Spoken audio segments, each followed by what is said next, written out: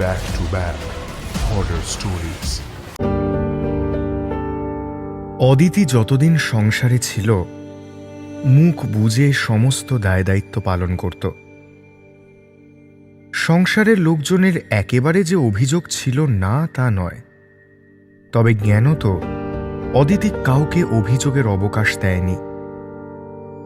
এমনকি রক্তাল্পতার মতো কঠিন রোগ বাঁধিয়ে চিকিৎসার অভাবেই সে কোনো রকমে টিকে আছে, সে কথাও সবাই প্রায় ভুলতে বসেছিল। তারপর শরীর ক্রমশ দুর্বল হতে হতে একদিন আচমকাই বিছানা নিল। আর সংসারের যজ্ঞে ফিরে আসা হল না অদিতির। তার বেশ কিছুদিন পর থেকে সমস্যাটা শুরু হলো। অদিতি বাড়ির সবাইকেই কম বেশি ভালোবাসত এবং ওর ধারণা ছিল বাড়ির প্রত্যেকেই ওকে ভালোবাসে। ভেবেছিল ওর অভাব কোনোদিনই মিটবে না। কিন্তু কদিন পরেই কাপড় কাচা আর বাসন মাজার জন্য একজন, রান্নাবান্না করার জন্য একজন, আর অদিতির শয্যাশায়ী শ্বশুরকে দেখার জন্য একজন, অর্থাৎ ৩ জন লোক রাখা হলো। তাতেই মোটামুটি অদিতির অভাবটুকু মিটে গেল। যে পরিবারের ওর জন্য শোকে ভেসে যাওয়ার কথা ছিল, সে পরিবারের বিন্দুমাত্র হেলদোলও দেখা গেল না দিন 10 পর থেকে। আর এই ব্যাপারটাই অদিতির সম্মানে লাগল। কেমন যেন ভেতর ভেতর রাগে আর কষ্টে ক্ষেপে উঠল অদিতি। ওর প্রথম রাগের কোপে পড়েছিল ওর স্বামী ধ্রুববাবু। অদিতি আসার পর ধ্রুববাবু কোনোদিন এক গ্লাস জলও গড়িয়ে খাননি। এমনকি বাইরে বেরোলে রুমাল, ঘড়ি, মানিব্যাগ, ছাতা হাতের কাছে না এগিয়ে দিলে ভদ্রলোক সেদিন সেসব নিতে বেমালুম ভুলে যেতেন। কিন্তু ফিরে এসে সেসব নিয়ে অদিতিকে কথা শোনাতে কোনোদিনই ভুলতেন না। অথচ অদিতি মারা যাওয়ার পর থেকে ধ্রুববাবু দিব্যি অভ্যেস পাল্টালেন। কোথাও বেরোবার আগে ঠিকই ঘড়িখানা খুঁজে নিয়ে হাতে পড়ে নিতেন, রুমাল, মানিব্যাগ পকেটে ঢোকাতেন, ছাতাটাও বগলদাবা করতে ভুলতেন না।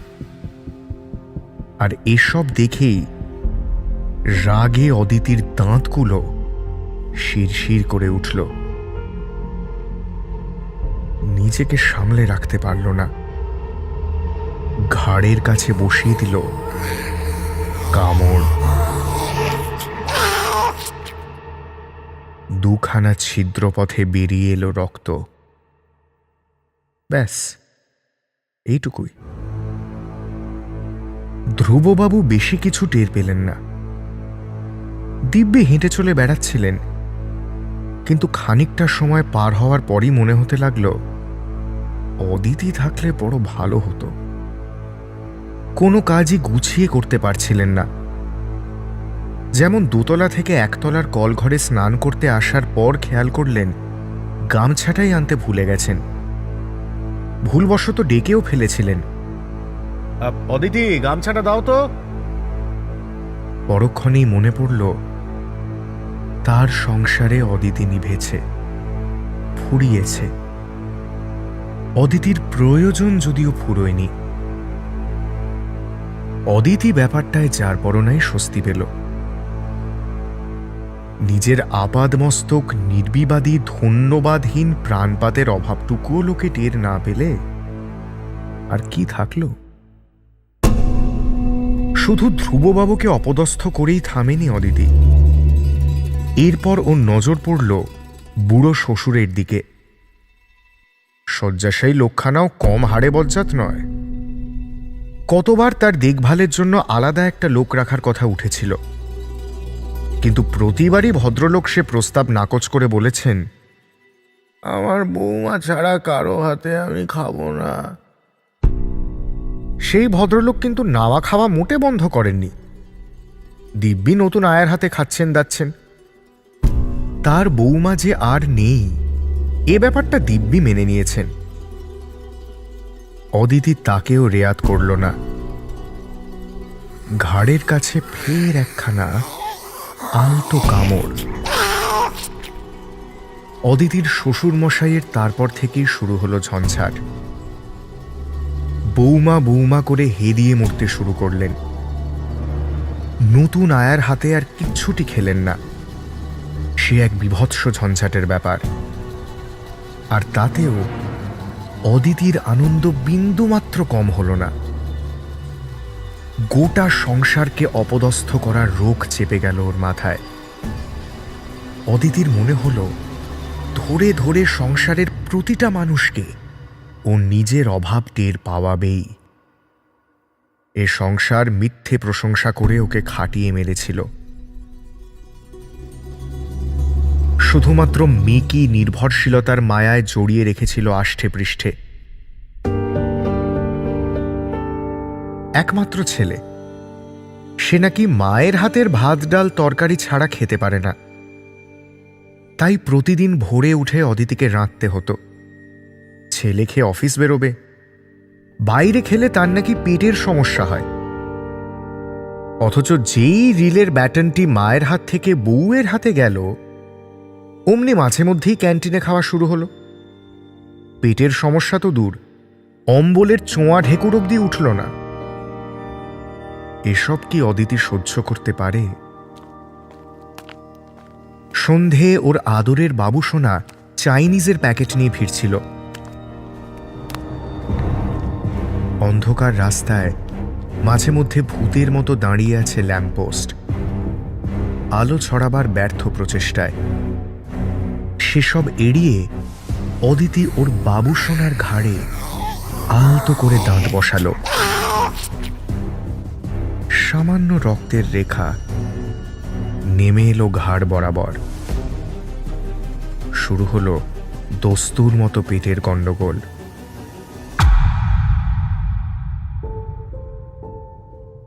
ডাক্তার বদ্যি করে জানা গেল পাকাপোক্তভাবে বাবুসোনাকে বাড়ির খাবারই খেতে হবে।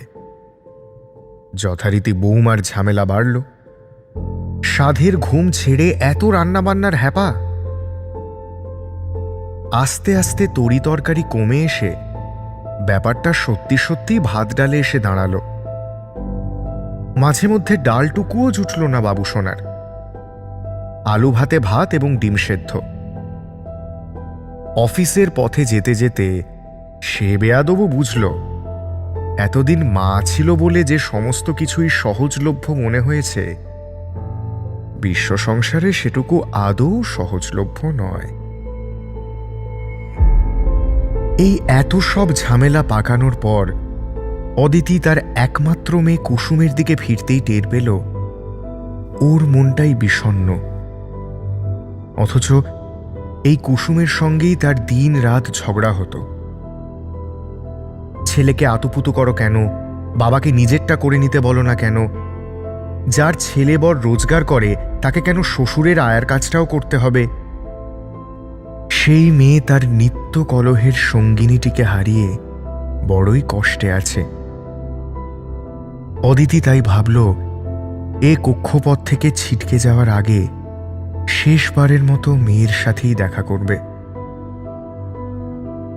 এক নিভতে থাকা বিকেলে অন্যমনস্ক কুসুমের সামনে এলো অদিতি। ভেবেছিল কুসুম হয়তো ভয় পাবে কিংবা ঘাবড়ে যাবে, কিন্তু সেসব কিছুই হলো না। কুসুম ফ্যাল ফ্যাল করে খানিকক্ষণ তাকিয়ে থেকে বলল, মা। চোখ বেয়ে তার গড়িয়ে নামল জল। অদিতি বলল, কাঁদিস না, কতদিন গল্প করি না, ঝগড়া করি না, জানিস আমি কি কি করেছি। অদিতি ওর দিনগত পাপক্ষয়ের ঘটনা সব একে একে শোনাচ্ছিল কুসুমকে। আচমকা থেমে গেল। কুসুম নির্বিকারভাবে এক মনে শুনে যাচ্ছিল। অদিতি নিজের কথা থামিয়ে আচমকা জিজ্ঞেস করল, খুব খারাপ করেছি না রে মা? কুসুম ছেলে মানুষের মতোই বলল, এমন ভাবছো কেন? সত্যি তো, তোমার অভাব টের পাওয়া দরকার। অদিতি ঘাড় নাড়ল। জানি, কিন্তু মায়ের মন তো কল্পে ড্রাকুলার মতো রক্ত খেয়ে নিতে কি পারে? অনেকক্ষণ কেউ কোনো কথা বলল না। তারপর নীরবতা ভেঙে কুসুম বলল, আচ্ছা মা, সংসারের চেয়ে ভয়ঙ্কর কোনো ড্রাকুলা কি আদৌ আছে?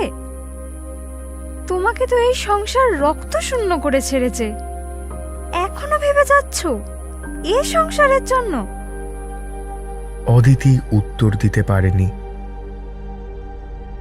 আজ অদিতি কোথায় কে জানে। পুনর্জন্ম হয়ে আবার কোনো সংসারের ঘানি টানছে কিনা তাও বলা যায় না,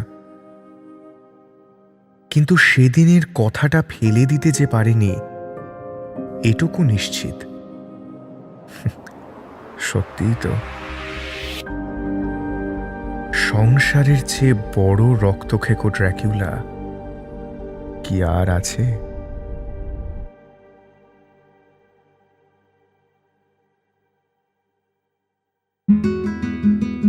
মিলি যখন ওর নতুন ভাড়া নেওয়া ফ্ল্যাটটায় প্রথম এসে ঢুকলো, তখন ওর মনে হলো এর থেকে শান্তি আর কোথাও নেই।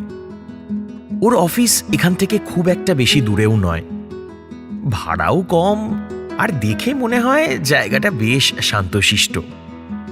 ফ্ল্যাটটায় একটা ছোট্ট সুন্দর ব্যালকনি আছে, যেখানে সকালে মিষ্টি রোদ এসে পড়ে। এরকম ব্যালকনি মিলির ভীষণ প্রিয়। প্রথম রাতে যখন ও ফ্ল্যাটে নিজের জিনিসপত্র গুছিয়ে রাখছে, তখন দরজায় একটা টোকা পড়ল। এত রাতে আবার কি? নতুন জায়গায় কোনো বিপদ আপদ নাকি? মিলি গিয়ে দরজার পিপ হলে চোখ দিয়ে দেখে, না, একজন মাঝবয়সী মহিলা। মিলি এবার দরজা খুলল। ভদ্রমহিলার বয়স 40-এর কাছাকাছি হবে, সুন্দরী বলা চলে, কিন্তু চোখের কোণে হালকা কালি জমেছে। ছিমছাম একটা শাড়ি পরে আছেন।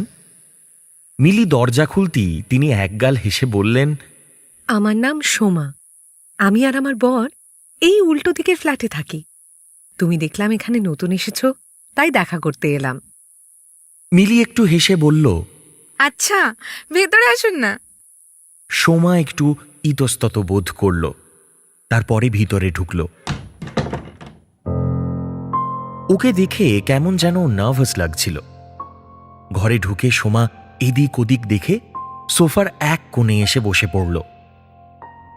ওদের মধ্যে তারপর কিছুক্ষণ টুকটাক ওই হালকা একটা কথাবার্তা হলো।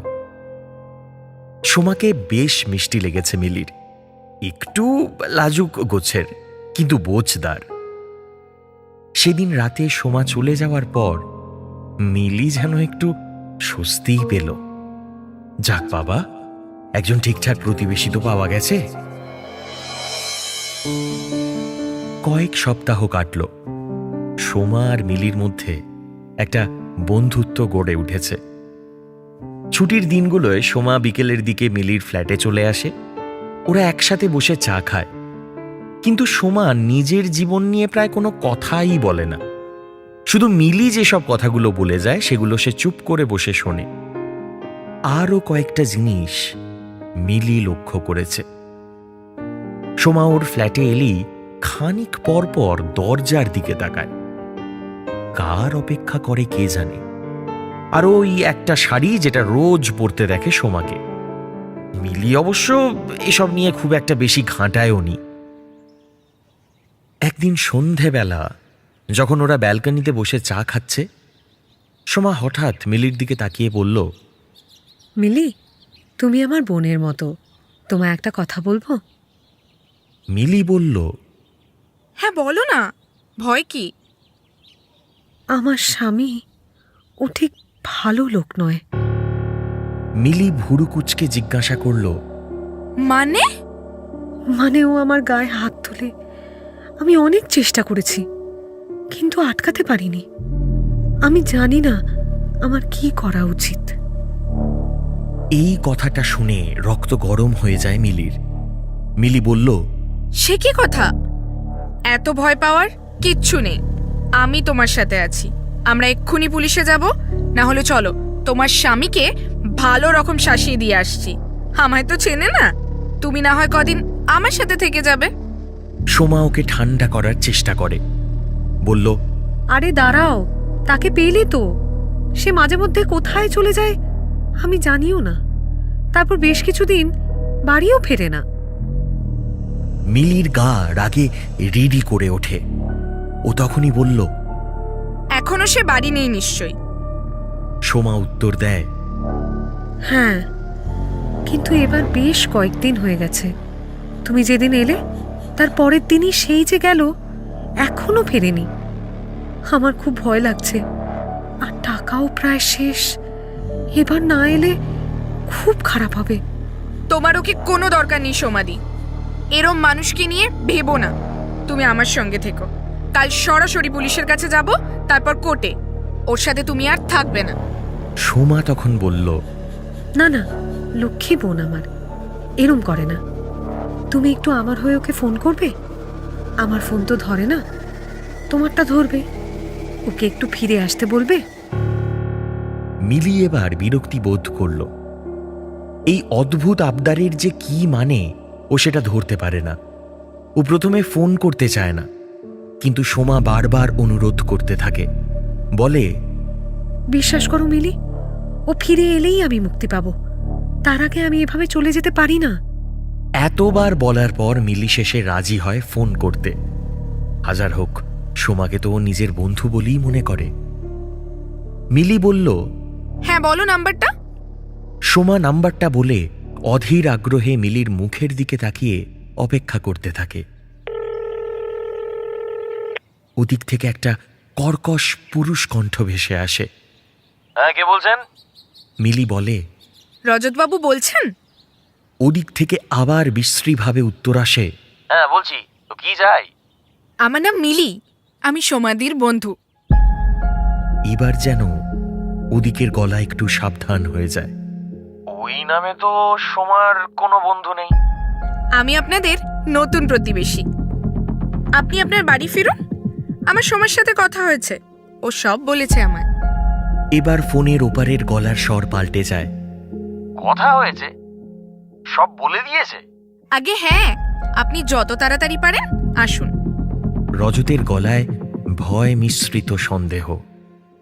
ও আর কোনো কথা বাড়ালো না, শুধু বলল, হ্যাঁ, আমি আমি আমি 1 ঘন্টার মধ্যেই আসছি।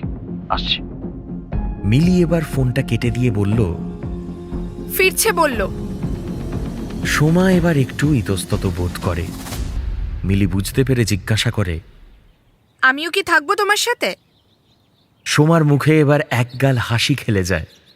ও বলে, হ্যাঁ, তাহলে তো ভালোই হয়। বেশ, তুমি যাও, আমি যাচ্ছি একটু পরে। সোমা চলে গেল। মিলি ঘরে টুকিটাকি কাজ শেষ করে দেখল 1 ঘন্টা প্রায় হতে যায়। ও ভাবল, এবার তাহলে সোমার ফ্ল্যাটে যাওয়াই যায়। সোমার ঘরের সামনে এসে দরজায় বেল বাজাতে হলো না, দরজা ভেজানোই ছিল। ঘরে ঢুকে মিলি দেখল একটাও আলো জ্বলছে না কোথাও। মিলি ডাকল, সোমাদি, কোথায় গো? আমি এসে গেছি। রজতের তো আসার প্রায় সময় হয়ে গেল। এমন সময় বাইরে ভারী জুতোর শব্দ। রজত এসেছে। রজত খোলা দরজা দিয়ে ঢুকে মিলিকে দেখতে পেয়ে বলল, আচ্ছা, এই ফ্ল্যাটে ঢুকলেন কি করে আপনি? হ্যাঁ, আমার সাথে মশকরা করছেন? একটা অন্য লোকের প্রপার্টিতে আপনি এইভাবে ঢুকে পড়েছেন, আপনাকে তো পুলিশে দেব। কিন্তু মিলি কিছু বুঝে ওঠার আগেই ঘরের একটা আলো জ্বলে উঠল। সেই আলোয় মিলি দেখতে পেল ওর পায়ের তলায় চাপ চাপ রক্ত, আর গোটা ঘর জুড়ে বিশ্রী পচা গন্ধ একটা। মিলির ভিতর থেকে যেন গা গুলিয়ে উঠল। পাশের ঘর থেকে বেরিয়ে এসেছে সোমা। সোমার মুখে তখন একটা পাশবিক হাসি। সোমাকে দেখে প্রচন্ড চমকে উঠে পালাতে গেল রজত, কিন্তু দরজাটা আপনা থেকেই দড়াম করে বন্ধ হয়ে গেল।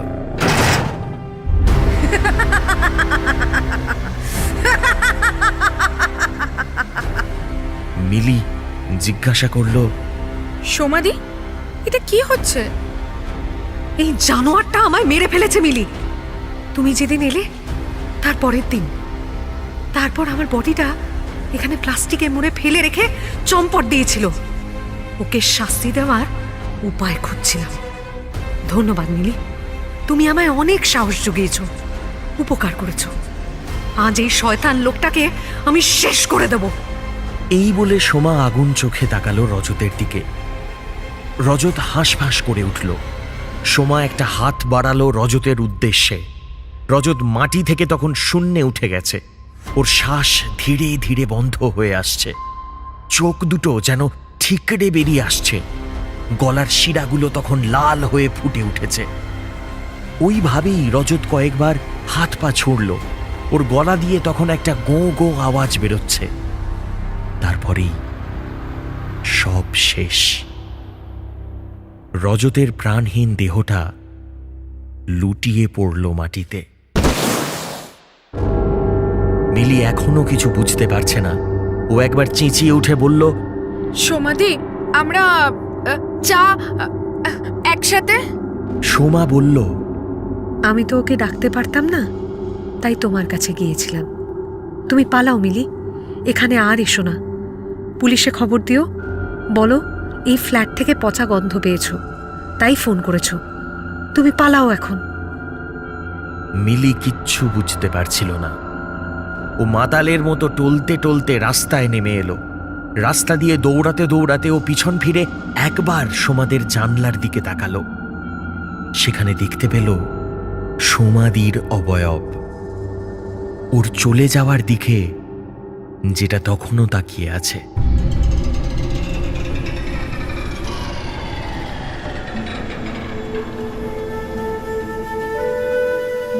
সারাটা জীবন মিলির এই প্রতিবেশীর কথা মনে ছিল। সোমাদির মিষ্টি স্বভাব, ওর বেদনা, আর ওর সেই ভয়ঙ্কর সত্য, যা সাথে নিয়ে মরতে হয়েছিল সোমাদিকে।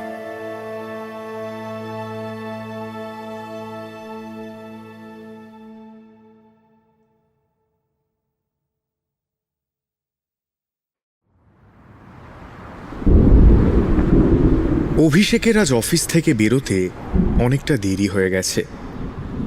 কলকাতার আকাশ মেঘাচ্ছন্ন, মাঝে মধ্যে বিদ্যুতের ঝলক দেখা যাচ্ছে। বৃষ্টি শুরু হলো বলে, আর বৃষ্টি একবার শুরু হলে পুরো কলকাতা ভাসিয়ে দেবে। রাস্তায় একটা হলুদ ট্যাক্সি দেখতে পেয়ে সেদিকে দৌড় লাগায় অভিষেক। কসবা যাবেন? কসবা জিজ্ঞেস করে ও। ড্রাইভার ভাবলেশীন মুখে মাথা নেড়ে হ্যাঁ বলে। অভিষেকও কথা না বাড়িয়ে গাড়িতে উঠে পড়ে। মনে মনে ভাবে আজ অনেকগুলো টাকার ধাক্কা, কিন্তু কিছু করার নেই। বাড়ি পৌঁছানোটা বেশি প্রয়োজন। গাড়ি একটু এগোতেই হুড়মুড় করে বৃষ্টি নামে। জানলার কাঁচ তুলে দেয় অভিষেক, কিন্তু গাড়ির মধ্যে সোঁদা গন্ধটা যেন তবু রয়ে যায়। অনেকদিন বন্ধ থাকার পর কোনো ঘরে ঢুকলে যেরকম গন্ধ পাওয়া যায়, এ গন্ধটা একেবারে সেরকম। অভিষেক বিশেষ পাত্তা দেয় না। পুরনো গাড়ি বলে বোধহয় গন্ধ বেশি। কিন্তু এইবার ওর চোখ যায় ড্রাইভারের আঙুলগুলোর দিকে। সেগুলো একেবারে রক্তশূন্য, আর নখগুলো লম্বা। এমন হাত ও টিভিতে ভূতের সিনেমায় দেখেছে। সত্যি মানুষের হাত এমন হয়? ও একবার ঝুঁকে ড্রাইভারের মুখটা দেখার চেষ্টা করে, কিন্তু অন্ধকার রাস্তায় কিছুই দেখা যায় না। আজ রাস্তাঘাটও যেন অতিরিক্ত শুনশান। চিংড়িঘাটার মোড়টার কাছে অন্যদিন যেখানে গাড়ি এগোতেই চায় না, আজ একেবারে ফাঁকা। কোনো এক অজানা আশঙ্কায় অভিষেকের বুক কেঁপে ওঠে। ওর অস্বস্তি টের পেয়েই বোধহয় ড্রাইভার বলে, আপনি কিন্তু ভেতরেই বসুন। গলার আওয়াজটা শুনে অভিষেকের হৃৎপিণ্ড গলার কাছে চলে আসে। ভারী আর ভাঙা একটা গলার আওয়াজ শুনলে এমনি ভয় করবে। অভিষেকের গলা শুকিয়ে গেছে। ও কোনো মতে জিজ্ঞেস করে, কি বললেন? লোকটা আর কোনো উত্তর দেয় না। গাড়িটা জোরে চালাতে শুরু করে। বৃষ্টি আরো জোরে নেমেছে। গাড়ির কাঁচে ভীষণ জোরে এসে তার ছাঁট লাগছে। সামনে জলের তোড়ে কিছু দেখা যাচ্ছে না। লোকটা তবু ওয়াইপার চালায়নি। এদিকে গাড়ির স্পিড বেড়ে গেছে, আর অত্যন্ত বিপজ্জনকভাবেই এঁকে বেঁকে গাড়ি চালাচ্ছে লোকটা। টায়ারের শব্দ পাওয়া যাচ্ছে মাটিতে। অভিষেক প্রাণপণে গাড়ির হ্যান্ডেল ধরে বসে আছে। ও এবার চেঁচিয়ে বলে, আরে দাদা, আস্তে চালান, এটা কি করছেন? কিন্তু কে শোনে কার কথা? সামনে একটা ফ্লাইওভার, সেখানে গাড়ি নিয়ে উঠে পড়ে ড্রাইভার। এবার অভিষেক দেখতে পায় অনেকগুলো গাড়ির চটলা। তবু একটু ভরসা পায় অভিষেক, অন্তত অন্য কয়েকটা লোক তো আছে। কিন্তু গাড়ির স্পিড কমানোর ইচ্ছা দেখা যায় না গাড়ির ড্রাইভারের। সেই ভিড়ের মধ্যেই এদিক ওদিক দিয়ে গাড়ি চালিয়ে এগোতে থাকে সে। খানিক দূর যাওয়ার পরে আর এগোনোর জায়গা নেই সামনে। কিন্তু ড্রাইভার তবু তার মধ্যে দিয়েই ট্যাক্সি চালিয়ে দেয়। একেবারে ফ্লাইওভারের ধার ঘেঁষে কোনো মতে এগিয়ে যায় গাড়িটা। অভিষেক আর তাকাতে পারে না, চোখ বন্ধ করে নেয়।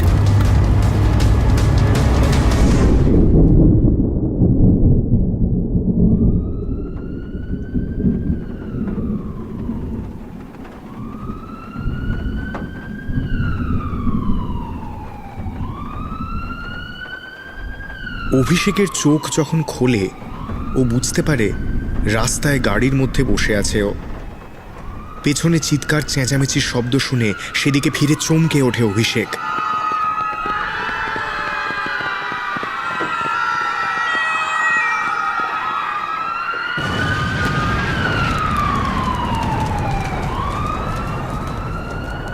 উড়াল পুলের একটা অংশ ভেঙে পড়েছে।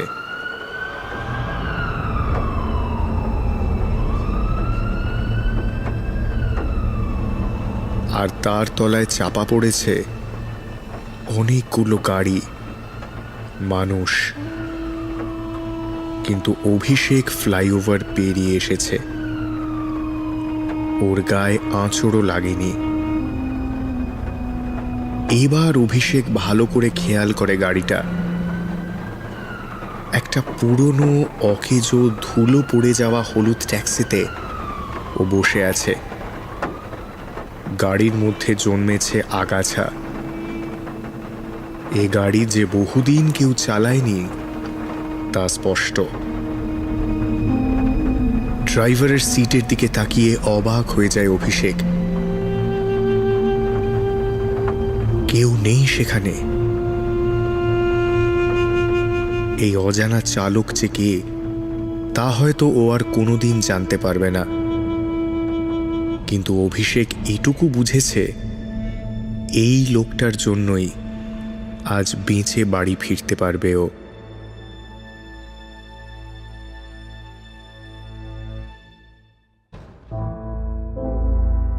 বিদিশার খুব ভয় করছে। এ কোথায় বিয়ে হলো তার? আজ 4 দিন হয়ে গেল অষ্টমঙ্গলা সেরে বাপের বাড়ি থেকে সে ফিরেছে। দোতলা বাড়িখানা এখন প্রায় ফাঁকা। আত্মীয় কুটুম্বরা যে যেখান থেকে বিয়ের কদিন এই বাড়িটায় এসেছিল সবাই এখন ফিরে গিয়েছে যে যার বাড়িতে। পড়ে রয়েছে খালি সে, তার স্বামী তুষার, তার শ্বশুর শাশুড়ি আর এক দুঃসম্পর্কের বিধবা ননদ পারুল, আর সেই ননদের এক মাথা খারাপ ছেলে বাবলু। যতদিন সবাই ছিল আলাদা কিছু মনে হয়নি বিদিশার। বাপের বাড়ি থেকে ফেরার পর সে ধীরে ধীরে লক্ষ্য করল সব কেমন যেন বদলে গেছে। বাড়িটার অধিকাংশ ঘর সে দেখল এখন তালা বন্ধ। একতলার একটা ঘরে সে আর তার স্বামী থাকে, অন্য একটি ঘরে থাকে বৃদ্ধ শ্বশুর শাশুড়ি, এবং দুতলার বারান্দাটা নীল ত্রিপল দিয়ে ঘিরে পারুল আর বাবলু মাটিতে বিছানা করে ঘুমোয়। অদ্ভুতভাবে তাদের জন্য আলাদা কোনো ঘর বরাদ্দ নেই।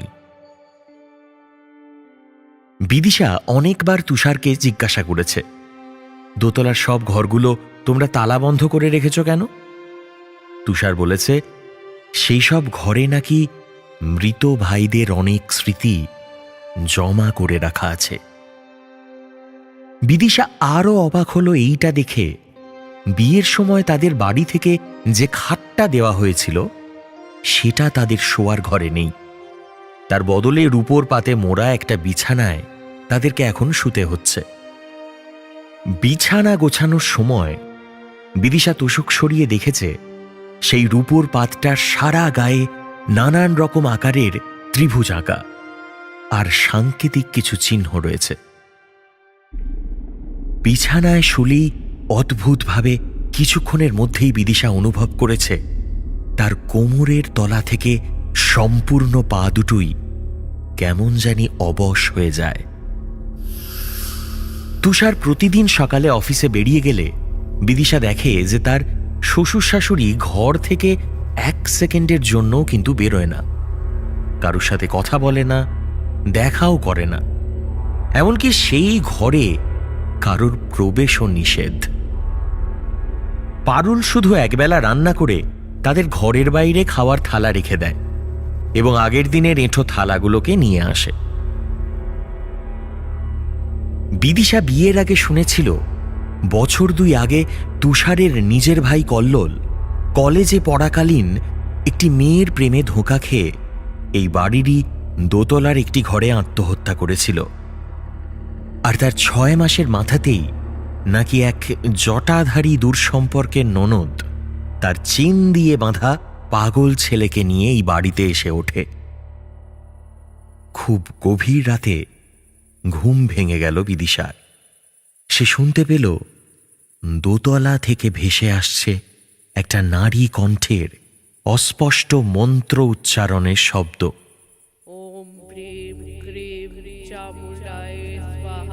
আর তার সাথে কোনো অজানা এক পশুর চাপা গর্জন।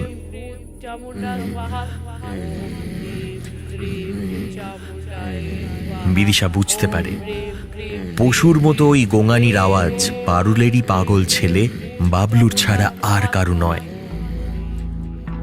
যত দিন গড়াতে লাগল বিদিশার শরীর আস্তে আস্তে ভেঙে যেতে শুরু করল। চোখের তলায় কালি দেখা গেল বিদিশার, খিদেটাও পুরোপুরি চলে গেল। বিদিশার ফোনেও কারোর সাথে কথা বলতে আর ভালো লাগে না।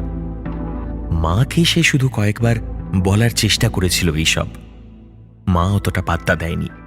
বলেছিল, ওরা তো তোকে আর মারধর করছে না, ওরা থাকুক না ওদের মতো, তুই আর তুষার তোদের মতো থাক, সিনেমা দেখতে যা, রেস্টুরেন্টে খেয়ে আয়, মার্কেটিং কর। বিদিশা উত্তরে মাকে আর কিছু বলেনি। তার বর তুষার যে অনেকটা রোবটের মতো এটা জানলে মা হয়তো খুব কষ্ট পাবে। তুষারদের পারিবারিক কাঠের ব্যবসা, তাই তাকে সপ্তাহের 7 দিনেই অফিসে যেতে হয়। ফলে বিদিশা তুষারকে আর পায় বা কতক্ষণ। যেটুকু সময় সে ঘরে থাকে সেটুকুও কেমন যেন ছাড়া ছাড়া উদাসীনের মতো থাকে তুষার। দরকার ব্যতীত নিজে থেকে একটা কোনো কথাও বলে না। আর কথা বলবার জন্য বাকি পড়ে রইল সেই জটাধারী ময়লা ও দুর্গন্ধযুক্ত কাপড় জামা পরিহিত, সর্বদা গম্ভীর এবং দিনরাত টকটকে লাল হয়ে থাকা চোখের পারুল।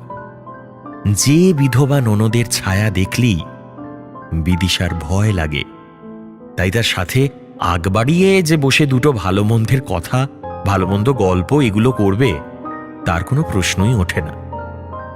এই সব কথা ফোন করে কোনো বান্ধবীকে বলা মানে যে তাদের কাছে হাসির খোরাক হয়ে যাওয়া, সেটা বিদিশা খুব ভালোভাবেই জানে। তাই এই অচেনা ভয় আর না বলা কথাদের মনের গভীরে চেপে রেখে দিন কাটাতে থাকে বিদিশা।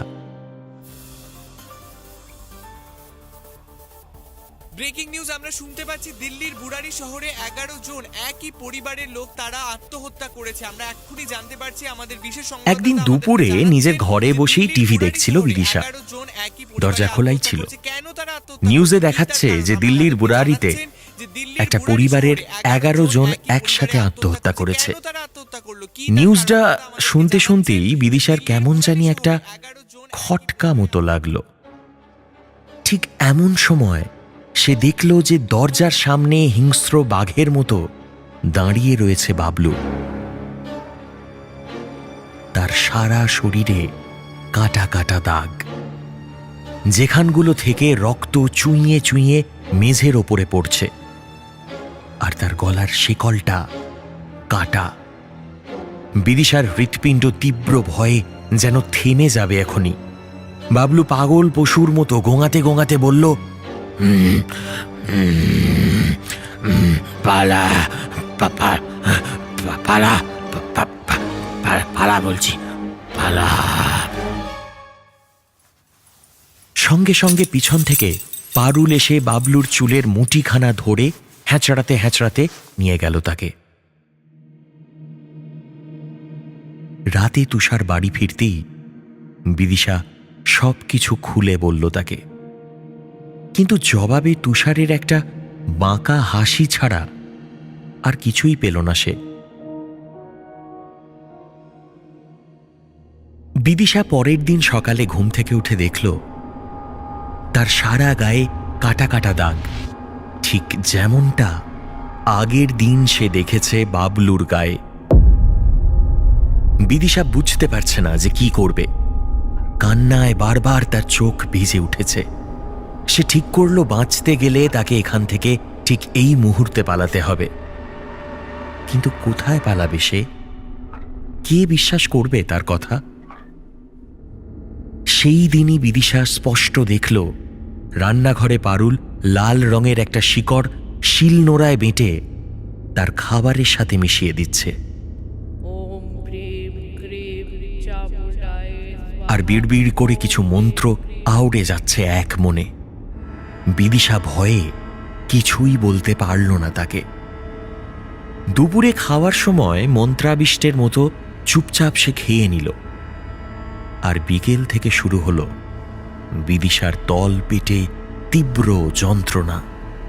সে ঘোরের মধ্যেই অস্পষ্টভাবে দেখতে পেল একটা 18-19 বছরের ছেলে তার রূপোর বিছানার চারিদিকে নির্বিকার মুখে ঘুরে বেড়াচ্ছে।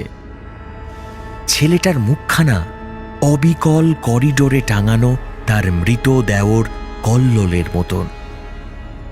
ধীরে ধীরে সবকিছু স্পষ্ট হয়ে উঠল বিদিশার, পরিষ্কার হলো সবটা। বিদিশা বুঝতে পারল সে এক বিরাট ষড়যন্ত্রের শিকার হয়েছে। ওই জটাধারী পারুল আসলে তার বরের কোনো দূর সম্পর্কের বিধবা বোন নয়, সে এক তান্ত্রিক। কল্লোলের মৃত্যুর পর তার শ্বশুর শাশুড়ি এই মহিলা তান্ত্রিককে বাড়িতে নিয়ে এসেছে তাদের মৃত ছেলেকে ফিরিয়ে আনবার জন্য। তাই তুষারের বিয়ে দেওয়া হয়েছে, যাতে করে বিদিশার মাধ্যমে মৃত কল্লোলকে আবার প্রেত যোনি থেকে তার গর্ভে পুনরায় সন্তান রূপে স্থাপন করা যায়। বিদিশা এখানে শুধু একটা মিডিয়াম মাত্র, আর রূপোর পাতে মোড়া ওই বিছানাখানা একটা কোনো তান্ত্রিক যন্ত্রের মতো কিছু। বিদিশা বহু কষ্টে সেই রূপোর বিছানা থেকে টলতে টলতে উঠে দাঁড়ালো। ঘর থেকে কোনো মতে বেরিয়ে শুরু করল প্রাণপণ দৌড়।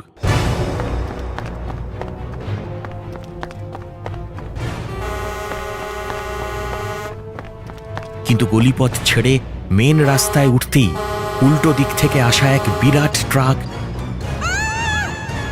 বিদিশাকে পিষে দিয়ে বেরিয়ে গেল। মৃত্যু যন্ত্রণায় ছটফট করতে করতে বিদিশা শেষ বাড়ির জন্য দেখতে পেল দূরে পথের উল্টো দিকে তার মৃত দেওর কল্লোল তার দিকে তাকিয়ে মিটিমিটি হাসছে।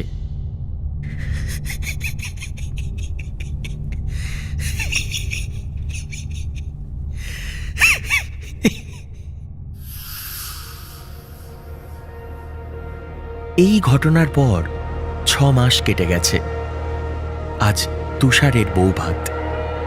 একটা ফুটফুটে হাসি খুশি মেয়ে নতুন বউ সেজে দু চোখে অনেক স্বপ্ন নিয়ে একদিন বিদিশা যে জায়গাটায় বসেছিল ঠিক সেই জায়গাটায় রূপোর বিছানার ওপর বসে বসে তুষারের জন্য অপেক্ষা করছে আবার।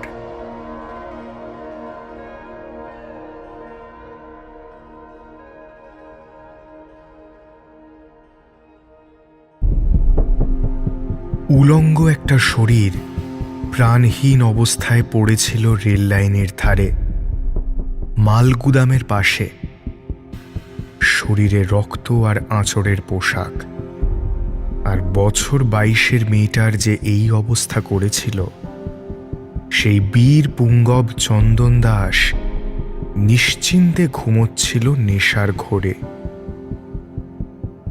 আকাশ মেঘলা, রোদ্দুর ওঠার কোনো দূরতম সম্ভাবনা নেই। উচ্ছিষ্টের মতো পড়ে থাকা শরীরটার পাশ দিয়ে নাক চেপে বাজার করতে যাচ্ছিল বহু লোক। নারীর মৃত্যুতেও শান্তি নেই। কুকুর বেড়ালের সঙ্গে সে দেহ উপভোগ করে নিচ্ছিল সহস্র লোলুপ চোখ। এরপর পুলিশ আসবে। রোদ্দুর উঠবে আজ বেলার দিকে অথবা কাল। বিচার ব্যবস্থা চলতে শুরু করবে তার নিজস্ব কায়দায়। কিন্তু চন্দন দাস যে প্রেমের প্রত্যাখ্যান হজম করতে না পেরে এ কাণ্ডটা ঘটালো, সে কথা কেউ জানতে পারবে কি? ভূতেরা বজ্জাত। আইনি ব্যবস্থায় তাদের ভরসা নেই। তাই মেয়েটি মৃত্যুর পর নিজেই বুঝে নিতে চাইল হিসেব।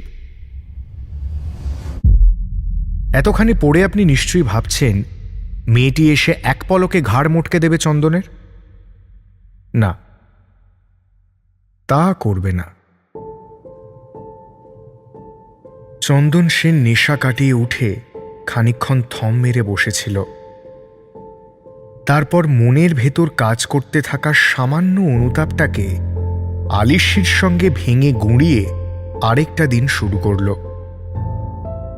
কিছু যে ঘটে গেছে সে সামান্য বোধটুকুও যেন কাজ করছিল না।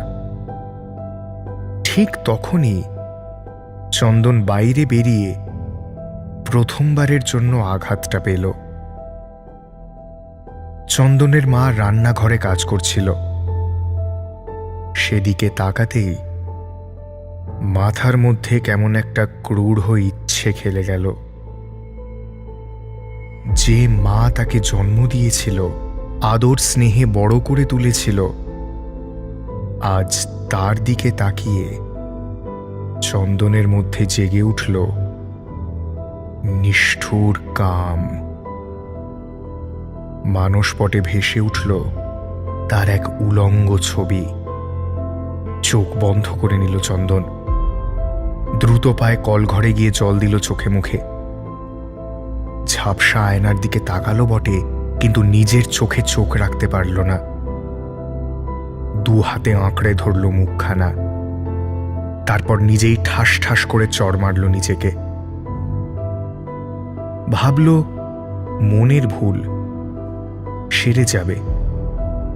কিন্তু অদ্ভুতভাবে এ রোগ সারল না। চন্দনের মধ্যে একটা উগ্র খিদে কাজ করতে শুরু করল, এবং সমস্যাটা বেড়ে গেল ওর নিজের বোন যখন ওর ঘরে চায়ের কাপ নিয়ে এলো। মিলির বয়স কতই বা হবে, 15 কিংবা আরেকটু বেশি।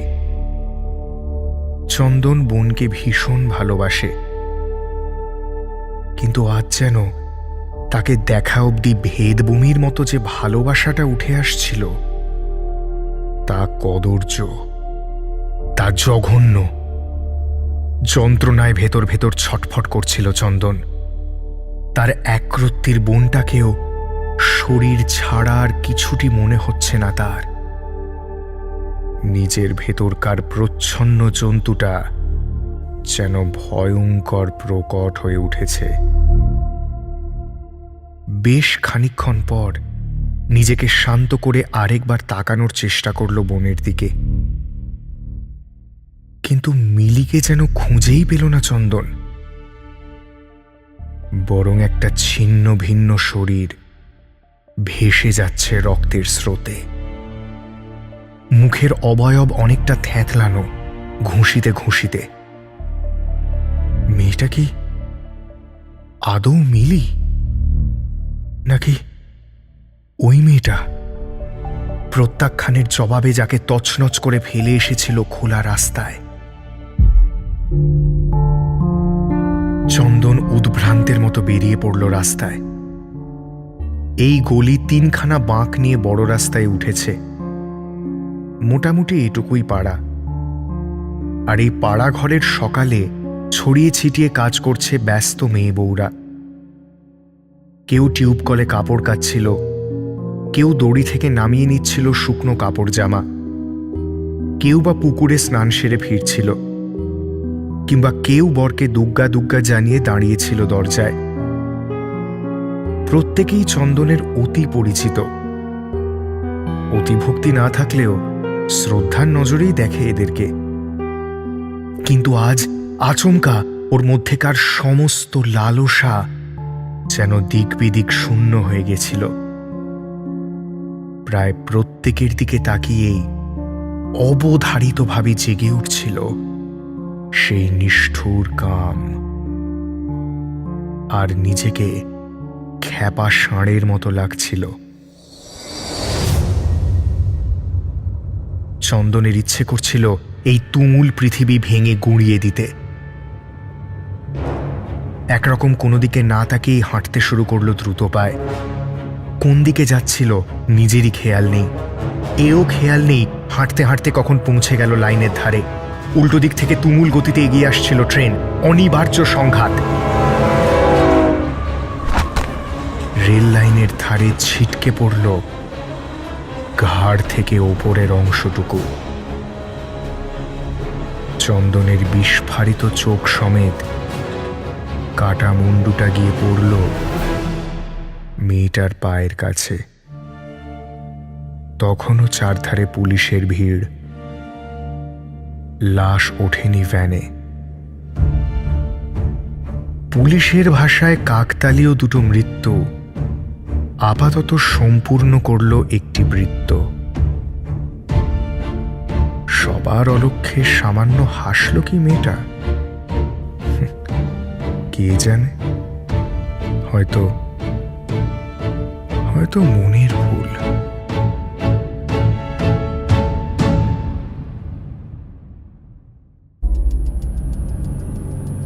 লম্বা হাইওয়ে দিয়ে গাড়ি চালাচ্ছে রমেশ। ওর হেডলাইটের আলোয় কালো পিচের রাস্তা চকচক করছে। ও যাচ্ছে কলকাতা থেকে বর্ধমান। সেখানে রমেশের দেশের বাড়ি।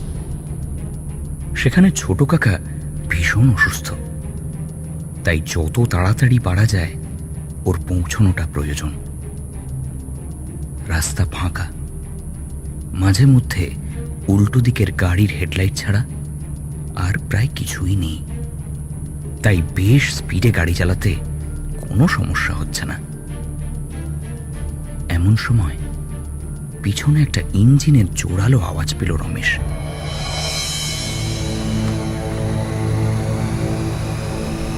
রিয়ার ভিউ মিররে দেখল কালো হেলমেট আর কালো জ্যাকেট পরা একটা লোক বাইক চালিয়ে প্রচন্ড স্পিডে আসছে। কয়েক সেকেন্ডের মধ্যে সেই বাইকটা ওকে ওভারটেক করে অন্ধকারে মিলিয়ে গেল। আজকালকার ছেলে বলে কোনো ভয় ডর নেই, রমেশ মনে মনে ভাবে। মিনিট 10 পরে একটা ক্রসিং, সেখানেও একই ঘটনা।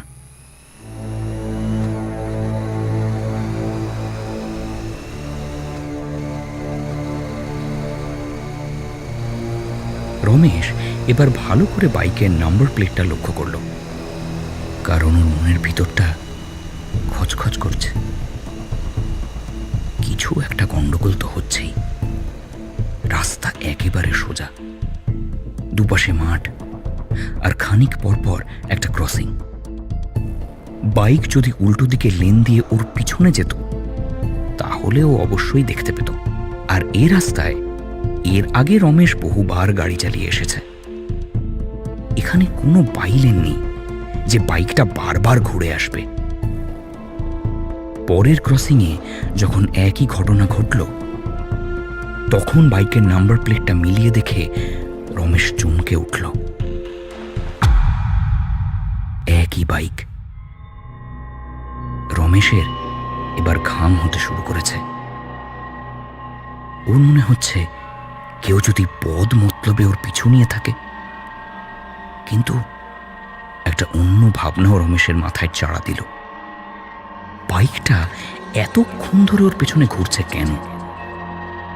এরপর আর একটা ক্রসিং, তারপরেই রমেশ গাড়ি নিয়ে লোকালয়ে ঢুকে যাবে। ডাকাতি যদি করতেই হতো তাহলে তো এর আগেই অনেক ভালো জায়গা ছিল। রমেশের মনের মধ্যে তোলপাড় চলছে। রমেশ বুঝল এভাবে ওর শান্তি হবে না। ওর মাথায় যে কি চেপে বসলো তা কে জানে। ও ভাবল এর শেষ দেখে ছাড়বে। এর পরের ক্রসিংয়ে যদি ওই বাইকটাকে আবারও দেখতে পায় তাহলে ফুল স্পিডে বাইকটার পিছু নেবে। পরের ক্রসিংয়ে হলো তাই।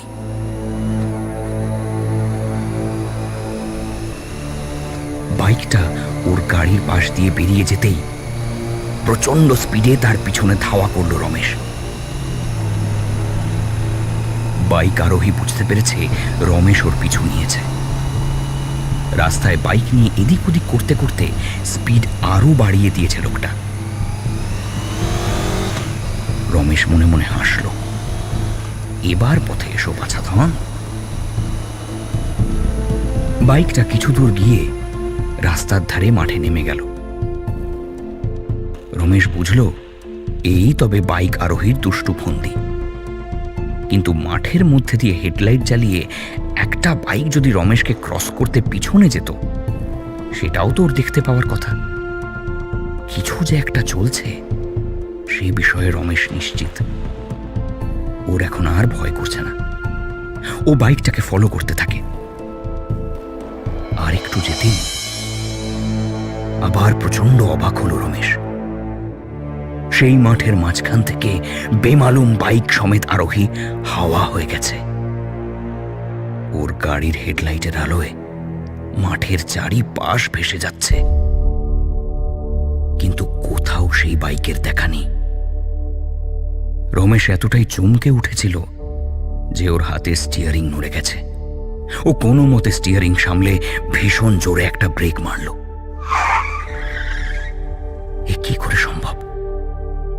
রমেশ তরতর করে ঘামছে।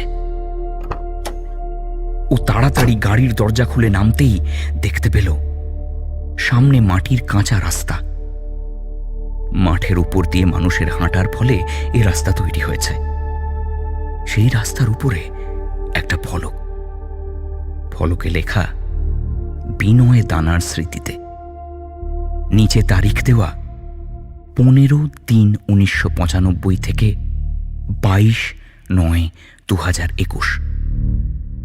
তার নিচে লেখা শোকাহত পরিবার। এরকম রাস্তার মাঝে একটা ফলক কেন? কে এই বিনয় দানা? আর সেই বাইক আরোহী বা গেল কোথায়? অনেকগুলো প্রশ্ন রমেশের মাথায় ঘুরছে। এ কিসের মধ্যে জড়িয়ে পড়ল? এবার রমেশের চোখ গেল ওর ঘড়ির দিকে। 12টা প্রায় বাজতে চলল। এখানে দাঁড়িয়ে এসব ভেবে লাভ নেই। ও গাড়িতে উঠবে বলে ঘুরতেই দেখতে পেল ওর গাড়ির পিছনে এসে দাঁড়িয়েছে সেই বাইক। রমেশ চেঁচিয়ে বলল, এই তুমি কে ভাই? হ্যাঁ, আমার পিছনে এসো কেন? হ্যাঁ, ফালতু ফালতু এসব কি করছো? আর এসব কি মস্করা হচ্ছে? হেলমেটটা খোলো একবার দেখি। আর 5 5 মিনিট এখানেই দাঁড়ান, তারপর তারপর গাড়ি নিয়ে বড় রাস্তায় উঠবেন। আর আর আমি কে জিজ্ঞেস করছিলেন না? আমার জন্য তৈরি ফলকটা তো দেখে এলেন। এখানেই বাইক অ্যাক্সিডেন্টে আমি মারা যাই।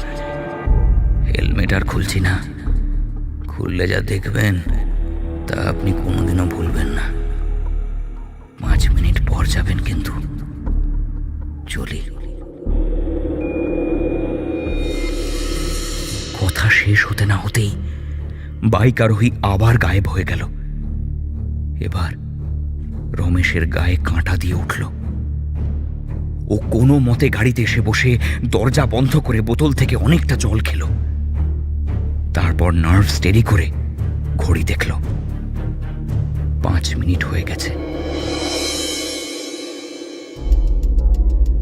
রমেশের হাইওয়েতে উঠতে আরো মিনিট 5 লাগলো। উঠেও দেখল সেখানে কিছু একটা ঘটেছে। অনেকগুলো গাড়ি দাঁড়িয়ে গেছে রাস্তার ধারে। দূর থেকে একটা পুলিশের গাড়িও আসতে দেখা গেল। রমেশ একজন ড্রাইভারকে জিজ্ঞাসা করল, এখানে কি হয়েছে ভাই? লোকটা বলল, আরে একটা ট্রাক ব্রেক ফেল করে মাঠের উপরে উল্টে গেছে। ভাগ্য করে ড্রাইভারটা বেঁচে গেছে। ভাগ্যিস উল্টো দিক থেকে কোনো গাড়ি আসছিল না, এলে সেই গাড়িটাও শেষ হয়ে যেত। কখন হলো এটা? জিজ্ঞেস করলো রমেশ। উত্তর আসে, এই তো ওই মিনিট 5 আগে।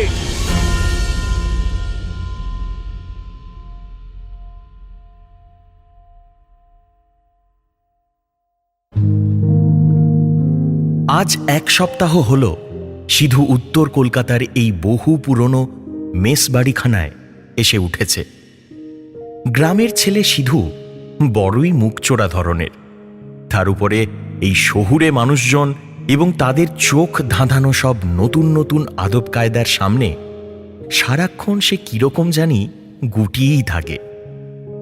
ফলে সারা সপ্তাহ জুড়ে তার রুটিন বলতে ওই কলেজ থেকে ঘর আর ঘর থেকে কলেজ, মাঝখানে শুধু 2 বেলা মিনিট 15 হেঁটে মেন রাস্তার কাছে একটা হোটেলে গিয়ে 2 মুঠো ভাত তরকারি খেয়ে আসা। পুরনো কলকাতার বিভিন্ন সরু গলিগালা পেরিয়ে তস্য একটা ইঁদো গলির একেবারে শেষ প্রান্তে কয়েকটা বন্ধ হয়ে পড়ে থাকা প্রাচীন আমলের বাড়ি। দেখলেই বোঝা যায় বাড়ির মালিকেরা সব জানালা দরজা এঁটে গেটের গায়ে বড় বড় তালা ঝুলিয়ে দিয়ে হয় বিদেশে গিয়ে সকলে সেটেল করেছে, না হলে শরিকি ঝামেলার জন্য অথবা আদালতের নোটিশের জেরে এখানকার বাস তুলে দিয়ে বাসিন্দারা সবাই চিরতরে অন্যত্র গিয়ে বাসা বেঁধেছে।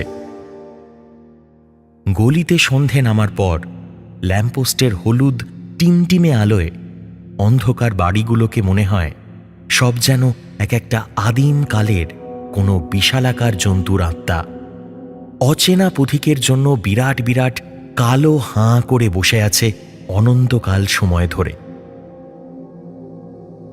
সকাল বিকেল পাশের বস্তির কয়েকটা বাচ্চা ছেলে নির্জন গলিটায় ক্রিকেট খেলতে আসে, ব্যাস ওই পর্যন্তই। রাতে আগে কিছু দুষ্কৃতীর দল এই চত্বরে আস্তানা গাড়ার চেষ্টা করেছিল বটে, কিন্তু একবার একটা খুনের ঘটনাকে কেন্দ্র করে এমন এক গোলমাল হয় যে তারাও ভয়ে আর ওদিকে পা বাড়ায় না। সিধু গ্রাম থেকে এসে কলেজে ভর্তি হয়ে প্রথম কয়েক মাস এক আত্মীয়ের বাড়ি উঠেছিল। তারপর কাগজে বিজ্ঞাপন দেখে পিন্টুদার সাথে তার যোগাযোগ হয়। তার কাছেই সিধু শুনেছে যে গলির একদম শেষের বাড়িটায় 13 ঘর শরিকদের মধ্যে পিন্টুদার মাও ছিলেন একজন। কিন্তু প্রায় ভেঙে পড়া এই বিপজ্জনক বাড়ির তলায় চাপা পড়ার হাত থেকে বাঁচতে একে একে বাসিন্দারা সবাই এদিক ওদিক চলে গেল।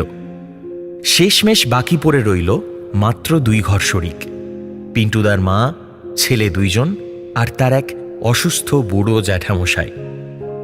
তা সেই বুড়ো জ্যাঠা যেদিন মারা গেলেন তার মাসখানেকের মধ্যেই পিন্টুদাও ঘর জামাই হয়ে তার শ্বশুর বাড়িতে গিয়ে উঠল। সাথে এলো তার একলা বিধবা মা।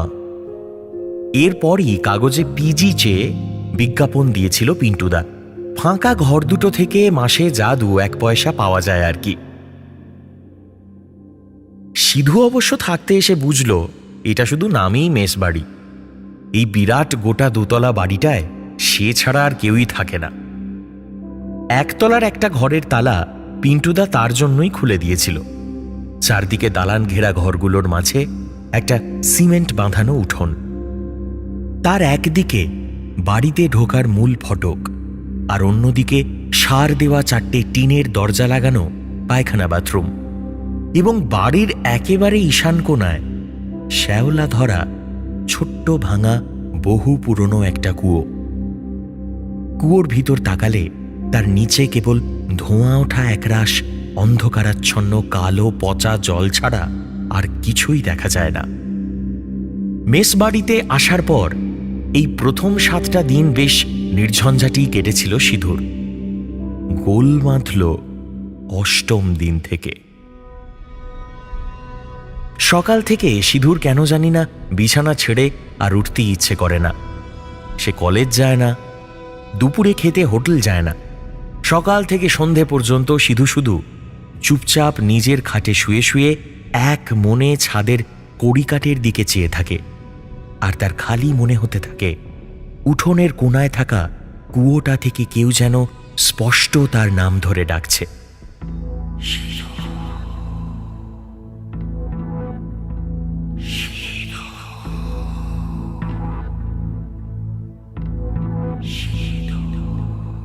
তবে আশ্চর্য রকমভাবে ব্যাপারটায় সিধুর এক ফোঁটাও ভয় করল না। শুধু তার প্রচণ্ড শীত করছে, প্রচণ্ড শীত। বাড়ি থেকে আনা মোটা কম্বলখানার তলাতেও হাত পা সব যেন কেমন বরফ হয়ে আসছে। পুরনো আমলের বাড়ির মোটা দেওয়াল ভেদ করে মোবাইল টাওয়ারও আসতে চায় না। সিধুকে প্রতিদিন রাতে একবার করে বাড়িটা থেকে বেরিয়ে রাস্তায় এসে তার মাকে ফোন করতে হয়, কিন্তু আজকে তার সেটুকুও করতে ইচ্ছে করল না। রাতের দিকে সিধুর ধুম জ্বর এলো। সে জ্বর গায়ে স্বপ্নের মধ্যে পরিষ্কার দেখল কুয়োর ভিতর থেকে অবিকল তার মতো দেখতে একটা ছেলে ভিজে গায়ে কুয়োর দেওয়াল বেয়ে ধীরে ধীরে উপরে উঠে উঠোন পেরিয়ে তার ঘরের দরজার সামনে এসে স্থিরভাবে দাঁড়িয়ে রয়েছে। আর তার সারা শরীর থেকে পচা একটা গন্ধযুক্ত ঠান্ডা কালো ধোঁয়া। জলের ধারা গা থেকে মেঝেতে পড়ছে, গড়িয়ে গড়িয়ে দরজার তলা দিয়ে তার বিছানার চারপাশ যেন ভাসিয়ে নিয়ে যাচ্ছে। ঠিক এমন সময় সিধু ঘুম থেকে জেগে উঠল। সিধু বুঝতে পারল ঘাম দিয়ে তার জ্বর ছাড়ছে। সিধু আরও বুঝতে পারল তার পেয়েছে প্রচণ্ড জোরে খিদে, কিন্তু তারও আগে তাকে যেতে হবে বাথরুমে। কিন্তু উঠোনের কোণায় থাকা ওই কুয়োর পাশ দিয়েই যেতে হয় বাথরুমে। সিধুর কেমন জানি না ভীষণ ভয় লাগল। তার সারা গায়ে হঠাৎই কাঁটা দিয়ে উঠল এটা ভেবে যে দরজা খুললেই সে দেখতে পাবে দরজার সামনে দাঁড়িয়ে রয়েছে হয়তো আর একটা সিধু। অনেক কষ্টে সিধু বিছানা ছেড়ে উঠে ঘরের আলোটা জ্বালালো। ভয়ে ভয়ে দরজা খুলল। সে দেখল চাঁদের আলোয় সাদা সিমেন্টের উঠোনখানা রূপোর মতো চকচক করছে, আর বাড়ির কোণায় থাকা ভাঙা কুয়োটা একটা গুটিসুটি মেরে বসে থাকা মানুষের মতো দেখাচ্ছে। সিধু খুবই ধীর গতিতে বাথরুমে পৌঁছল এবং কিছু একটা মনে হওয়াতে সেখান থেকে পিছনে ফিরে একবার তার ঘরটার দিকে তাকাতেই সে চমকে উঠল। সে দেখল তার ঘরে খাটের উপরে সে দিব্যি শুয়ে আছে, আর দরজার ঠিক সামনেটায় আর একটা সে স্থিরভাবে দাঁড়িয়ে দাঁড়িয়ে সেই খাটের দিকে চেয়ে আছে। সিধুর মুখ থেকে একটা চাপা গোঙানির মতো চিৎকার বেরিয়ে এলো।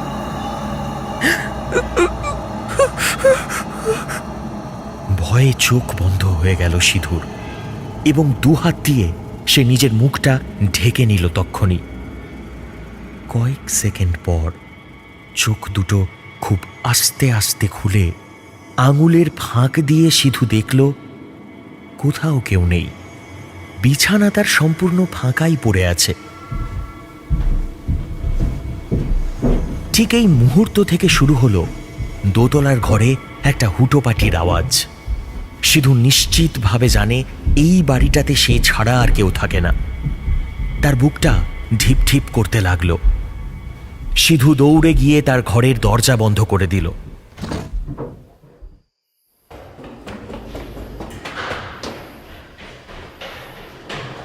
এবার যে শব্দটা সে পেল সেটা সিঁড়ি দিয়ে দ্রুত ওঠানামার এবং ছোটাছুটির। তা এতটাই স্পষ্ট যে সেটা ৩-৪ জনের, এটাও স্পষ্ট বুঝতে পারল সিধু। এতক্ষণ সিধুর শুধু ভয়ই লাগছিল, কিন্তু এবার সে যেটা শুনল তাতে তার কাছে সবকিছু কেমন জানি তালগোল পাকিয়ে গেল। সিধু শুনতে পেল ভয়ার্ত কণ্ঠে বাইরে থেকে কেউ একজন বলছে, দেখলি তো পিন্টুদা কেমন আমাদের ভাসিয়ে দিল। মেসে ঢোকানোর সময় বলল না না না না, ভয়ের কিছু নেই। আর এখন রাত হলেই নিচের ঘরের আলো জ্বলে ওঠে, আপনি দরজা খুলে যায়, কুয়োর ভিতর থেকে আমাদের নাম ধরে কেউ একজন ডাকে। আমি আর একটা রাতও মেস বাড়িতে থাকবো না, আমি একটা রাতও মেস বাড়িতে থাকবো না। সিধু স্পষ্ট শুনছে অন্য আর একজন বলছে, এই মেসের প্রথম বোর্ডার ছিল সে, লোকাল গুন্ডাদের সাথে কি সব বচসায় জড়িয়ে গিয়েছিল। বছর খানেক আগে এই মেসেই থাকতে আসার মাত্র 7 দিনের মাথায় ওই ছেলেটাকে মেরে ওই বাড়ির এই কুয়োটাতে ফেলে দিয়ে গিয়েছিল সেই গুন্ডাগুলো। তারপর থেকে তো সেই চত্বরে রাতের বেলা আর কেউ আসতে পারে না। আমরা সস্তার চক্করে পড়ে এই মেস বাড়িতে থাকতে এসেছিলাম, কিন্তু আর না ভাই, শিগগিরই চল এই বাড়ি থেকে। এবার না বেরোলে বেঘরে প্রাণটাই যাবে ভূতের হাতে। ব্যাগপত্র সব নিয়েছিস তো ঠিক করে? শিগগিরই চল। শেষের প্রশ্নের জবাবে আর কিছুই শুনতে পেল না সিধু। বদলে বাড়ির মূল দরজা খোলা ও ৩-৪ জনের ছুটে বেরিয়ে যাওয়ার আওয়াজটুকুই ভেসে এলো তার কানে।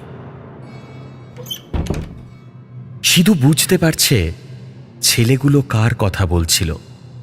সে বুঝতে পারছে দিনের পর দিন কেটে যায়, আর এই ঘরবাড়ি ছেড়ে তার কেন বেরোতে ইচ্ছে করে না।